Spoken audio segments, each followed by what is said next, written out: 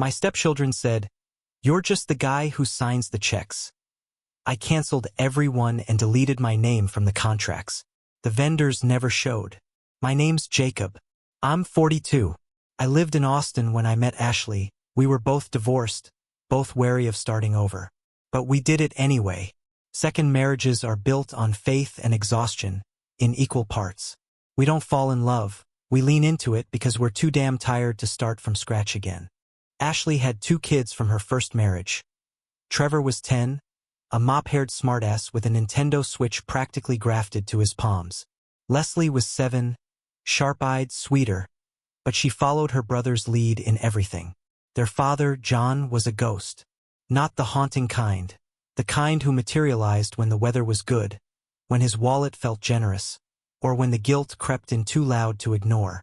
He'd disappear for years, then pop up with 2 Domino's pizzas and tickets to a trampoline park, like he was doing a magic trick. And I stayed. I stayed through fevers and homework meltdowns, through cavities and birthday parties where I was always the one slicing the cake, smiling too hard for the camera. I stayed through Ashley's migraines and Leslie's night terrors, through the full collapse of the dishwasher and the year Trevor cracked his wrist skateboarding down the neighbor's driveway. I was the one in the emergency room at midnight. John wasn't even a voice on the phone. In those early years, I used to tell myself that being a father wasn't about biology, that showing up was more important than DNA, that if I just kept going, kept loving them hard enough, consistently enough, something would shift. They'd see me. They'd feel the difference between a flashbulb and a fire. They didn't, or maybe they did, and they preferred the flash. The shift happened gradually, like watching a cliff erode from the edges. You don't notice it at first. Not just amusement parks, fast food, TikTok filters, and cash in $20 bills. He didn't ask what they were struggling with. He didn't ask what they needed. They didn't care. To them, he was Santa Claus in sunglasses. Every visit came wrapped in glitter. They came home smelling like chlorine and cotton candy. When I asked about their weekend, they'd shrug or smirk. Trevor once said, "John says we don't have to do homework on weekends. It's family time." I started noticing the comparisons. Subtle at first. Trevor tossing out, "John lets us stay up late." Leslie complaining when I reminded her to rinse her cereal bowl. "John doesn't make us do dishes." And then bolder. One night at the dinner table, Trevor muttered, "John doesn't get mad about grades. He says school doesn't even matter anymore." He said it with this smug little grin, like he was quoting scripture. Ashley didn't say a word. She kept eating. I set my fork down gently. "Well, John doesn't see your report cards, does he?" Trevor just shrugged. "He says they're just numbers." I looked to Ashley. Still nothing. No correction. No defense. It was like the air shifted in the room that night, like the temperature dropped and never warmed back up. That was the first time I saw it clearly. I wasn't parenting with Ashley. I was parenting against her silence. There was no partnership, just parallel lives. Mine was spreadsheets, tuition, clogged gutters, and remembering who needed their asthma inhaler refilled. His was selfies at mini-golf and zero accountability. And the kids? They were old enough now to know the difference, and young enough to pretend they didn't care. But they did care. They just resented the version of love that came with limits. I remember one Saturday morning, maybe a year after John moved back, I caught Leslie trying to sneak $200 bills from my wallet. She froze when I walked in. I didn't yell. I just asked her, flatly, "Why?" She bit her lip and whispered, "John said if we ever need money, we should just take it from you. You won't notice. You always have money." Ashley wasn't home. I waited until she came back and told her what happened. She barely reacted. "He probably didn't mean it that way," she said. "You know how he is." Yes, I did. He was the kind of man who could hollow out a child's sense of right and wrong and still show up smiling with movie tickets. He was charming in that vacant way some men are, all charisma, no compass. And I was the one patching the holes he left behind. I paid for braces, for therapy sessions after Leslie started crying at night and couldn't explain why. I paid for Trevor's driving school. even after he told me I was too strict, because I wouldn't let him borrow my car without asking. Ashley's job barely covered the utilities. She worked hard, I won't pretend she didn't, but she never offered to split the costs. She never asked how we'd pay for new school clothes. She just assumed I'd handle it. And I did. I always did. Because it felt wrong not to. Because it was easier than saying no and dealing with the fallout. But every yes I gave was another stitch in a mask they refused to see past. In their eyes, I wasn't a stepfather. I was the banker, the chauffeur, the man in the house. And John? He was the dad. Always the dad. When Father's Day rolled around, the first year after John's return, I got a card from Ashley. Nothing from the kids. Trevor posted a picture of him and John at a baseball game with the caption, "The real one." I stared at that post for almost an hour. Couldn't bring myself to say a word. That night, I grilled steaks for dinner. They barely touched their plates. Trevor scrolled through his phone. Leslie asked if she could go to John's next weekend again, even though it wasn't his turn. Ashley just said, "Let her. It's not a big deal." But it was. It was the biggest deal in the world. It was the sound of the first crack running down the center of the life I thought I'd built. I started sleeping worse. Started checking bank statements more often. Started keeping receipts for things I used to buy without thinking: socks, backpacks, allergy meds. Not because I needed the money back. Because I needed proof. That I was here. That I mattered. That someone would notice if I stopped. It unraveled in May. Texas spring was already heavy with heat, the kind that sticks to your skin and makes you feel like you're always halfway through sweating something out. Leslie was graduating middle school. Ashley wanted a backyard celebration. Nothing too big, she said. Just friends, family, food, a little music, something pretty for the photos. I said yes, like I always did. I paid the deposit for the marquee tent. Booked the DJ. A guy from my office had a cousin who spun 80s and top 40s. I ordered the floral arch, $200 just to rent the goddamn thing. Catering from a trendy taco truck that charged per plate and added a 25% delivery fee. I set up online invitations. Rented extra folding chairs. Even hired a photographer because Ashley said, "We don't have enough good pictures of the kids." I paid for all of it. Quietly, efficiently, and not once did anyone ask, "Can I help?" The week before the graduation, I came home from work to find Trevor on the couch, feet up on the armrest, watching YouTube with the volume too high. Leslie was scrolling TikTok in the kitchen, the fridge door hanging open like it owed her something. Ashley was upstairs. I stood in the doorway and watched them for a moment, unnoticed. I had spent the day arguing with the caterer about dietary preferences, updating guest lists, coordinating parking for overflow. And here they were, lounging, laughing, untouched by effort, as if celebration just arrived on cue like sunrise, and not because someone clawed it into existence. I walked into the kitchen, started sorting through receipts, muttering to myself. Leslie looked up briefly and asked if I'd remembered to confirm the snow cone machine. I told her no, we hadn't budgeted for it. She rolled her eyes. John would've. I said nothing, just let it pass like so many other cuts before it. That night, we had dinner, store-bought lasagna, the kind that tastes like salt and compromise. I had barely started eating when Trevor, now 19 and acting like the world owed him applause for waking up before noon, dropped the sentence that cracked the house in half. "You're just the guy who signs the checks." He said it flatly, not in anger, not in jest, just matter of fact, like he was reciting the weather. Leslie giggled. "Yeah, you're not our dad. You're just Mom's husband." She didn't even look up from her plate. I turned to Ashley. She looked down at her food and said nothing. Not a word. Not a scolding. Not a gasp. Just a silence so loud I could feel it drilling through my ribs. I stood up. I didn't slam the chair. Didn't make a scene. I just stood. And in that moment, that cold, clear, hushed moment, I understood something I had never let myself say out loud. It was over.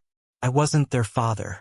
I was a fixture, an account, a signature on contracts. I wasn't invited into their lives. I was tolerated because I made the lights stay on and the parties happen. They thought they'd won. They thought I'd keep paying, because that's what I'd always done. They didn't see the change. But it started that night. I stayed up late, didn't sleep, just stared at my phone and started making calls. First, the marquee rental. Cancelled. No refund, but I didn't care. I'd rather burn the money than let it buy another picture of them smiling without me.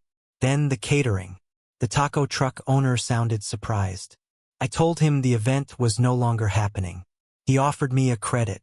I told him to keep it. The DJ canceled. The photographer gone. I emailed the florist at 2:13 a.m., telling her the arch was no longer needed. Chairs, lighting, extra trash bins. All of it reversed. By sunrise, the backyard graduation was a ghost. I didn't tell Ashley. Not yet. Let her sleep beside me in the quiet comfort of someone else's burden. Let her plan more Instagram captions. Let her imagine everything was still being handled, because it had always been handled. That week I kept acting normal. Drove Leslie to her fittings. Let Trevor borrow the car. Paid the electric bill and smiled through it all like a man rehearsing for a part he was about to quit. Ashley didn't notice. Why would she? I had made invisibility look so natural. The day of the graduation arrived. Hot and cloudless. Guests began arriving around 2 neighbors, distant relatives, a few school friends.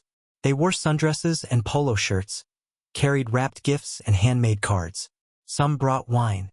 They stepped into the backyard expecting music, food, flowers, chairs. They found nothing. No marquee, no tables, no sound system, no photographer standing by the trellis. Just a flat, sun-drenched patch of grass and a few mismatched lawn chairs. An ice chest half filled with just watched her spin in circles, checking her phone, her face turning paler with each call that went to voicemail. Guests started whispering. Someone offered to run to H-E-B for chips and soda. A neighbor asked if they should reschedule. One aunt left early, saying she had another event. The rest sat awkwardly, sweating through their shirts, trying not to comment on the lack of anything. Leslie cried. Not sobs, just slow, silent tears streaking her makeup. Trevor glared at me. Did you forget something? I looked him in the eye and answered, steady and low. No. I remembered everything. He didn't get it. Not yet. But Ashley did. I saw it in the way her shoulders sagged. The way her hands trembled as she redialed numbers that weren't answering. She knew. And she didn't say a word. After everyone left, the kids stormed upstairs. Ashley sat on the edge of the couch, clutching her phone like it might still fix things. I walked to the kitchen, poured myself a drink, and stood there while the ice melted in slow circles. Ashley didn't look at me. She didn't ask why. She didn't need to. That night I went further. Canceled Trevor's college fund. I'd been paying into it for 6 years. Automatic transfers, monthly, steady. It would have covered his junior year. I pulled every dollar. Moved it into a private account. Changed the password. Shut it down like a power grid. Leslie's summer camp? Gone. The deposit was non-refundable. Fine. I paid the penalty. I'd pay twice if it meant never again being thanked with silence. Ashley's credit card? Cut it off. She didn't know it was under my name. I'd opened it when her old one got maxed out. The balance wasn't high, but she'd used it for bills. Groceries. Gas. She found out at the pump. Texted me in all caps. I didn't respond. Lease renewal? I let it lapse. The house was in my name. They had 60 days to figure out their lives. I moved into a furnished apartment in San Antonio, closer to my office. 1 bedroom, no clutter, no chore wheels, no voices upstairs telling me what I wasn't. The silence was surgical, clean, absolute. They didn't call, didn't text, not for 2 weeks. Then the letters came. But that's another story. I didn't leave in the middle of the night. There was no slammed door, no suitcase dragged across the floor, no melodramatic exit. I moved out on a Tuesday, quietly, 1 bag, work clothes, essentials. I left the rest, old tax folders, the socket set, my winter coat. I wanted nothing weighing me down. Ashley didn't try to stop me. She just stood in the doorway, one hand on the frame, eyes already puffy from the argument we never had. We didn't fight. There was no shouting match, no catharsis. Just a slow, sick silence that hung between us like smoke. "I guess this is it?" she asked, her voice a half-whisper, already losing its shape. I nodded. It was always going to be. She didn't cry. That almost hurt more than if she had. San Antonio was a reset. Clean sidewalks. A one-bedroom on the 10th floor. Neutral tones. The kind of place where no one knew my name and no one asked about kids. The complex had a rooftop gym and a coffee kiosk in the lobby. It smelled like cedar and citrus cleaner. I started sleeping through the night. The first 2 weeks passed in a strange peace. I woke. I worked. I walked to the same bar on Thursdays and ordered the same drink. No texts. No voicemails. No birthdays to remember. No dentist appointments to schedule. The absence felt like an open field, terrifying in its size, but full of light. Then the mail came. 2 letters. Same day. No return address, but I knew the handwriting. The first was from Trevor. He'd used notebook paper, ripped from a college pad, the edges frayed and uneven. "Jacob?" It began, "No, Dad." Not even Jake. I don't know where to start. I guess I was a fool. I didn't realize what I had until it was gone. I thought John coming back would fix something, like a puzzle piece that finally fit. But he flakes. He doesn't answer texts half the time. He sleeps all day. He forgot my advisor meeting. He didn't even ask about my classes. And the money's gone. He said he'd help, but now he's broke or busy or blaming everyone but himself. I guess what I'm saying is, I miss you. I'm sorry. I was stupid. You were always the one showing up. You were the one paying for my gas, my tuition, everything. And I told you none of that mattered. I called you the guy who signs the checks like that was an insult, but you were the only reason I had anything to cash in the first place. I don't deserve forgiveness. I just wanted you. She had drawn a little flower in the corner, like she used to do on homework I helped her with. "Jacob, I miss you. I miss our movie nights. I miss the way you used to turn off the kitchen light last because you knew I was afraid of the dark downstairs. I miss your Brussels sprouts, even though I always said I hated them. I think I just hated that you cared more than he did. I didn't know how to say thank you. I still don't. But I miss you. Love, Leslie." She was still a kid. I reminded myself of that. But kids still know how to aim for the heart. I read her letter 3 times, then placed it beside Trevor's. Same drawer. Same silence. Ashley didn't write. She called once. The number showing up on my phone while I was brushing my teeth. I let it ring, then blocked it. She emailed a week later, "Can we talk?" I deleted it. And then the silence stretched again, long and clean. The space where their voices had once lived. Their complaints, their laughter, their judgment. It stayed empty. And I didn't miss it. Trevor dropped out of college 2 months later. I heard through a mutual friend. Said he couldn't make rent, couldn't keep up with the bills. John had stopped answering his calls altogether. Leslie didn't go to camp. Her school fundraiser emails stopped coming. Ashley fell behind on utilities. The house lease under my name defaulted after 60 days. I let it lapse. They moved. Not sure where. I didn't check. People like to talk about consequences like they're handed out in a courtroom, clean and fair. But the truth is, they rot you from the inside. One unpaid bill becomes a shut-off notice. One missed rent becomes a forced move. One burned bridge becomes a long, cold walk you never expected to take alone. I don't know what Ashley told them. Probably that I was bitter, cruel, that I overreacted, that I just snapped one day. But here's the part they never understand. I didn't snap. I woke up. I woke up in a house I had paid for, surrounded by people who saw me as furniture, a utility, a bank account with a face. I woke up after years of telling myself it would change, that they would grow up, that respect was a seed you watered. But some seeds rot before they sprout. I wasn't angry when I cut them off. I was tired. Tired of being the only one showing up to a party where everyone else brought empty plates. Tired of having step stapled to every role I worked twice as hard to fulfill. Tired of Ashley's silence. Her goddamn silence. Every time they twisted the knife and called it adolescence. They wrote me letters. Apologies. That's supposed to mean something, right? But apologies don't erase receipts. Trevor's was stained with regret. Leslie's was wrapped in warmth. But neither of them said the thing I needed to hear. You were my father. I was wrong. Because that's what I was. I was the father. Not in blood. Not in title. But in action.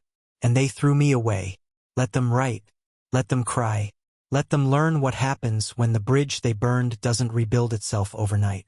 People call it cruel, cold, heartless. But no one calls it survival. And that's what I chose. Not revenge. Not spite. Freedom.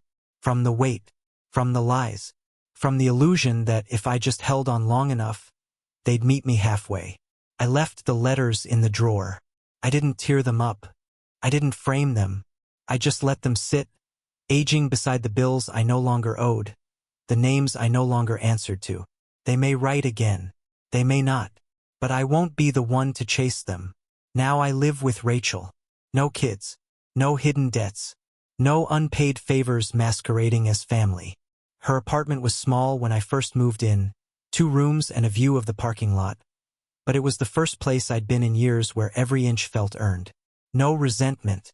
No compromise wrapped in someone else's expectations. She sees me. That's what I noticed first. Not what I bring. Not what I fix. Not what I pay for. Me. The first time I cooked dinner for us. Just spaghetti and a bottle of red. She said, "Thank you." Not out of obligation. Not like someone trained to perform gratitude. When the faucet started dripping, I reached for my tools and she stopped me. Said we should call the landlord, that it wasn't my job. That was the moment I knew I could stay. You learn to measure love differently after betrayal. Not by words, by absences. The absence of expectation. The absence of entitlement. The absence of being seen as just the signature. But sometimes the past still flickers. I saw Ashley last month. H-E-B, aisle 9. Pushing a half-empty cart like she was trying to outrun the feeling of being alone. She didn't see me at first. I saw her hands first, trembling slightly as she scanned the clearance shelf, looking older, smaller, as if the years had finally begged *N to collapse in on her. Years I had once shielded her from. Then her eyes met mine. She froze. Her lips parted. Maybe to speak. Maybe to lie. Maybe just to breathe through the weight of the silence between us. I didn't stop. I nodded once and kept walking. That moment was enough. She knew. Trevor was with her. He was taller, hair shorter, clothes cheaper. He looked down when he saw me, like a man remembering his worst mistake in front of the one person who will never forget it. He didn't say a word, just a woman and her son, wandering the same store, paying for things in installments and learning that absence has a cost when you make it permanent. Leslie I haven't seen. Part of me hopes she's okay. Part of me knows I don't get to care anymore. That was part of the deal. You don't get to choose who forgets you. The strange part? I don't feel angry anymore. Not really. I feel clean. Like a bone that's been scrubbed down to the marrow. All the rot gone. All the rot theirs. I used to think sacrifice would earn me a seat at the table. That if I gave enough, paid enough, waited long enough, they'd build a chair with my name on it. But all they ever gave me was a receipt. You're just the guy who signs the checks. That line still rings sometimes. Late at night. When the house is quiet and Rachel's asleep and I'm staring out the window at nothing. That sentence, it wasn't just a dismissal. It was an accusation. A summation. A carving of identity into stone. And I let them do it. Because I was the guy who signed the checks. Every bill. Every birthday. Every goddamn camp and tuition payment and retainer for the braces John promised to help with and never did. Every time they smiled in a photo, I was in the background holding the receipt. Not anymore. Now when I sign, it's my name on things I own. Not leases I share with people who flinch when I speak. Not tuition checks for kids who roll their eyes at dinner. Not wedding deposits for a woman who lets silence speak louder than her vows. Rachel asked once if I missed them. I was honest. No, I said. I miss who I thought they were. That's the hardest part to admit. That you weren't betrayed by them, you were betrayed by your own hope. Your own belief that love, given long enough, becomes mutual. It doesn't. Sometimes it just becomes a habit. Like paying taxes. Like taking out the trash. You do it because it's expected, and eventually you forget that you deserve something in return. I remember once, during those first years when things still felt possible, Leslie brought home a crayon drawing. It was a stick figure family. For people. Ashley, her, Trevor, and me. She'd written my home at the top. I kept it on the fridge for months. Even after it faded. Even after she started asking to go to John's more often. That drawing's gone now. Probably in a landfill somewhere. Or used as scrap paper. Doesn't matter. What matters is that I kept it longer than they kept me. It's strange, the things we hold on to.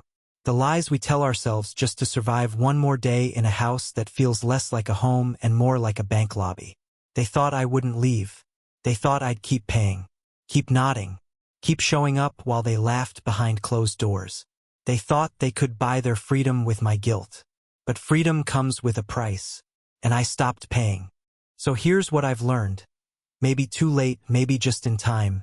If they don't see you when you give them everything, they'll never see you when you have nothing left. If your love needs to be paid for, it's not love. It's ransom. And if the only time they call you dad is when they need a loan, you were never anything but a line item on a spreadsheet they didn't even balance. I gave them more than money. I gave them years. Time I can't get back. I gave them my name, even when they spit it out like it didn't belong in their mouths. And when they were done using it, they called the real one, the ghost.